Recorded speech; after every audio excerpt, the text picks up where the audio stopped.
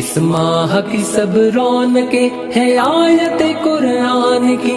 آؤ ہم سمیٹ لیں یہ رحمت رمضان کی۔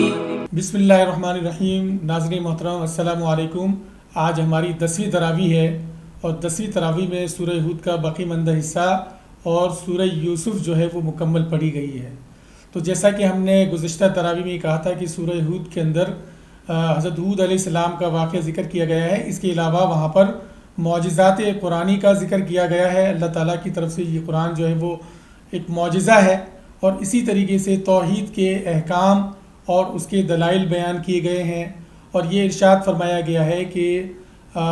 قرآن مجید کی جو تمام آیات ہیں وہ محکمات ہیں۔ اس کے بعد سورہ یوسف جو ہے وہ مکمل پڑھی گئی، اور سورہ یوسف کے اندر رسالت اور اس کے اثبات کے لیے 7 انبیاء کرام علیہ السلام کے واقعات سورہ ہود کے اندر بیان کیے گئے، اور حضرت نوح علیہ السلام کا واقعہ ہے جیسا مثال کے طور پر کہ ان کی قوم جو ہے وہ ایمان نہیں لائی تھی، سوائے چند ایک کے، پھر اللہ تعالیٰ نے ان کو کشتی بنانے کا حکم دیا اور وہ ایمان لا کر جو ہے وہ محفوظ ہو گئے اور باقی سب غرق ہو گئے۔ اسی طریقے سے حضرت ہود علیہ السلام کا جو سورہ ہود میں ذکر کیا گیا، تو ان کی قوم جو تھی وہ قوم عاد تھی، اور اللہ تعالیٰ نے قوم عاد کو بڑی طاقت عطا فرمائی تھی، اور تو ان میں سے جو لوگ ایمان لائے وہ کامیاب ہو گئے، اور باقی کو اللہ تبارک و تعالیٰ نے باد سرسر جسے کہتے ہیں تند و تیز ہوائیں ان کے اوپر چلی، اور اللہ تعالیٰ نے ان کے اوپر عذاب مسلط کیا۔ اسی طریقے سے حضرت صالح علیہ السلام کا ذکر کیا گیا، ان کی قوم جو تھی وہ قوم سمود تھی، جیسے کہ اللہ تبارک و تعالیٰ ایک اور جگہ ارشاد فرماتے ہیں وَثَمُودَ الَّذِي نَجَابُ الصَّخْرَ بِالْوَادِ، کہ وہ وادیوں میں جو ہے نا وہ بڑے بڑے محلات تعمیر کیا کرتے تھے، تو ان کی قوم کی فرمائش پر اللہ تعالیٰ نے پہاڑ سے اونٹنی نکالی تھی، مگر قوم نے کیا کیا، نافرمانی کرتے ہوئے اس اونٹنی کو مار ڈالا۔ فَكَذَّبُوهُ فَعَقَرُوهَا فَدَمْدَمَ عَلَيْهِمْ رَبُّهُمْ بِذَنبِهِمْ فَسَوَّاهَا، وہ پورا واقعہ آپ جو ہے وہ پڑھ چکے ہیں۔ اسی طریقے سے حضرت ابراہیم علیہ السلام کا ذکر کیا گیا ہے، تو حضرت ابراہیم علیہ السلام کے جو بھتیجے تھے حضرت لوط علیہ السلام، تو ان کی طرف جو اللہ تعالیٰ نے 2 فرشتوں کو بھیجا تھا، تو وہ حضرت ابراہیم علیہ السلام کے مہمان بنے تھے، تو ان کا بھی یہاں پر تذکرہ کیا گیا۔ اسی طریقے سے حضرت ابراہیم علیہ السلام کو خوشخبری دی گئی اس بڑھاپے میں، اور حضرت ابراہیم علیہ السلام کی جو بیوی تھی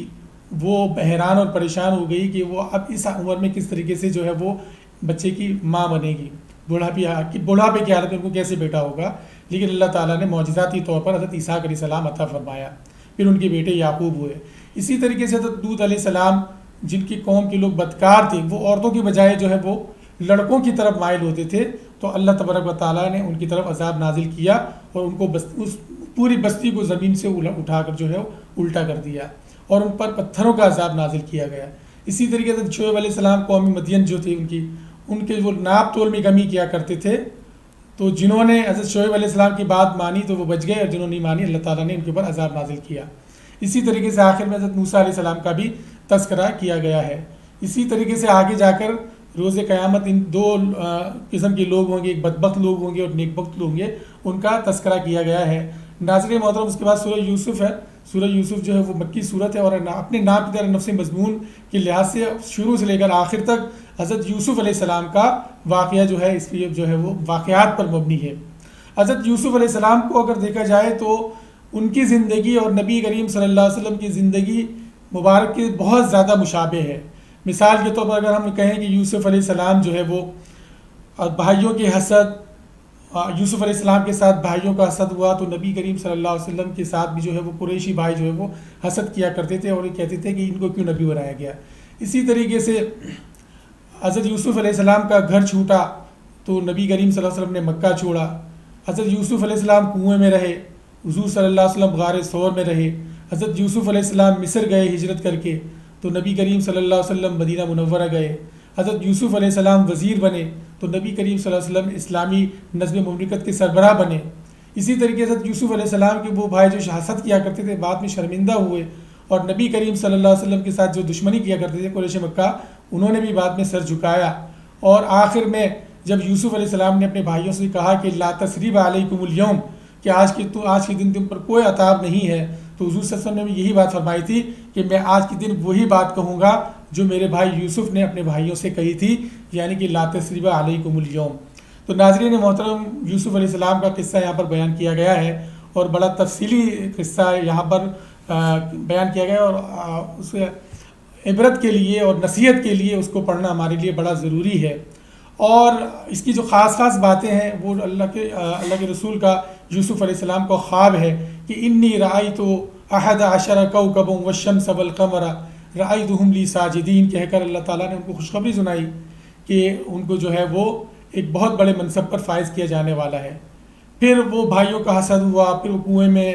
ان کو ڈالا گیا، پھر عزیز مصر کا ذکر آتا ہے، زلیخا کا ذکر آتا ہے، اور پھر ابتلا اور آزمائش کے لمحات آتے ہیں، ان کو زید قید میں ڈالا جاتا ہے، پھر بادشاہ کا خواب آتا ہے، پھر وہ اس کی تعبیر بیان فرماتے ہیں، پھر جیل سے ان کو نکالا جاتا ہے، اور اس طریقے سے وہ زندان سے لے کر ایوان اقتدار تک جو وہ پہنچتے ہیں، وہ تمام پوری کی پوری ڈیٹیل یہاں پر بیان کی گئی ہے، اور ایسی ڈیٹیل جو ہے وہ کسی اور صورت میں حضرت یوسف علیہ السلام کے حوالے سے موجود نہیں ہے۔ تو یہ آج کی ہماری 10ویں تراویح تھی، جس میں سورہ ہود کے حوالے سے جو باقیہ حصہ تھا وہ ہم نے بیان کیا، اور حضرت یوسف علیہ السلام